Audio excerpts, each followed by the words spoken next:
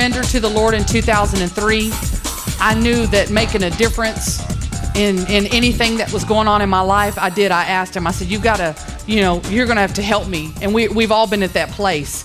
And as far as I'm concerned, every single day, sometimes minutes out of a day is like surrender, a minute at a time, an hour at a time, circumstance at a time. It's a walk, it's a process. And I told him, in 2003, when I made a decision, I lined up with a decision that was really already there for me. I just decided to receive it. And that's what this message is about tonight. The title of this message is Possess Your Land. And before I knew anything about that, I had been exposed to the word, because I told you Pastor Jan was one that the Lord had constantly sent to me. I had asked God, I said, you're going to have to replace some things in my life. I said, I'm drinking alcohol, I'm using drugs, I'm running fast, I listen to fast music, I live a certain lifestyle, and for me to just shut all that down and just act like everything was okay and walk into even a service like this, that was hard for me. And we even joke about it now. I don't come into any situation like skipping and happen. I didn't come into here all happy and excited and ready to praise the Lord. I had to be very real with what was going on. And it was difficult for me to lay it down. It was one thing to come to the cross at the end of a service and receive him and to know that I was going to go to heaven.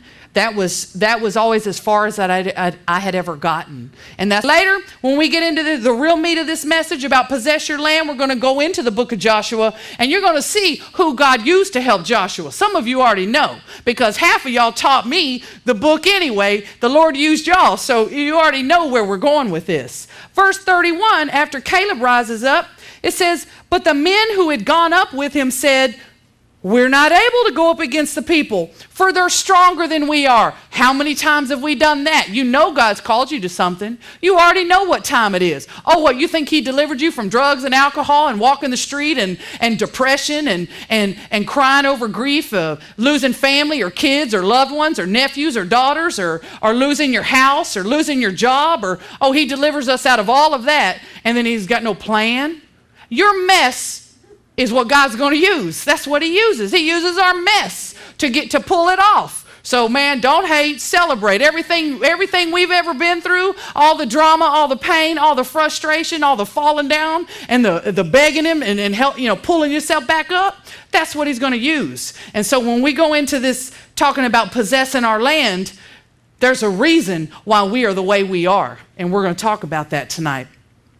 Verse 32 says, and they gave the children of Israel a bad report of the land which they had spied out, saying, the land through which we have gone as spies is a land that devours its inhabitants. So they're tripping. They go in and they say, oh no, man, they're going to swallow us up. They're going to, chew me up, spit me out. I can't hang. I can't do that. Yeah, it looks good and all, but man, I got to go. Yeah, they had enough in them to go check it out, but they didn't have enough to stay.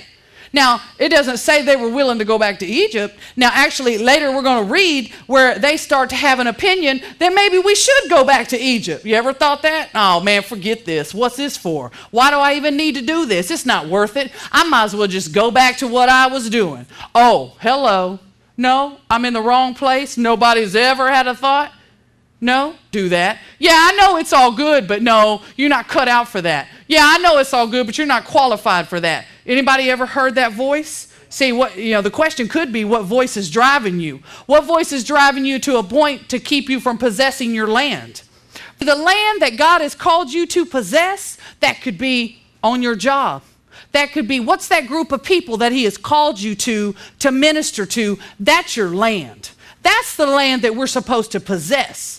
When God places a vision on the inside of you, when God calls you, and when you know that you're called, and he specifically says, I want you to do this and I want you to do that, that's your land that he wants you to possess. That's why he uses your mess when he calls you and puts you out here to minister to someone else.